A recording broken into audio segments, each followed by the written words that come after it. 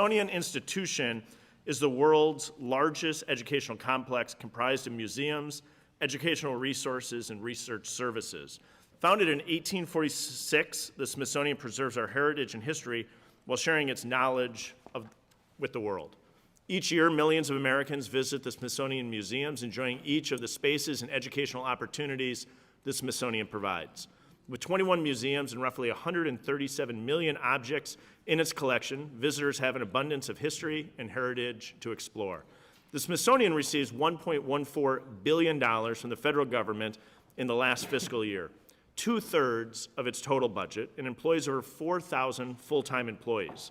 Today, the Committee on House Administration, which is charged with conducting oversight of the Smithsonian Institution, will discuss the institution's operations and its long-term goals. It's been 3 years since the committee has held a wide-ranging oversight hearing of the Smithsonian, and on a variety of issues have come up during that time. In the last 3 years, the institution has frequently been in the news on some hot-button cultural topics, from panda diplomacy to museum repatriation policies. We've seen the Smithsonian in a handful of headlines.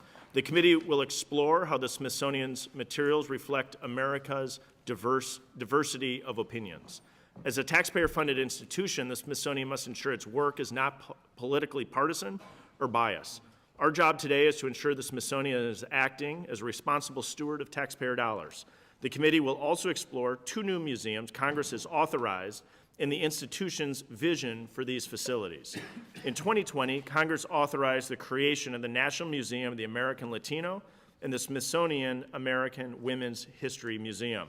While the final decision for placement of these museums looms, the Smithsonian's strategic plans, annual plans, and congressional budget requests outline a robust and complex enterprise, but do not articulate a long-term strategy yet for the 2 new museums.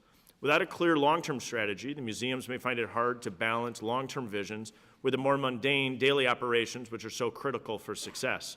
Today's hearing will examine both the day-to-day operations of the Smithsonian while also looking to its long-term goals. As chairman, I'm committed to ensuring our institutions are working in the best interests of the American people. Mr. Secretary, I appreciate you being with us today. I look forward to our discussion. In particular, I look forward to hearing more about what I'm told is the original cheesehead after a loss of our Green Bay Packers last night to the New York Giants.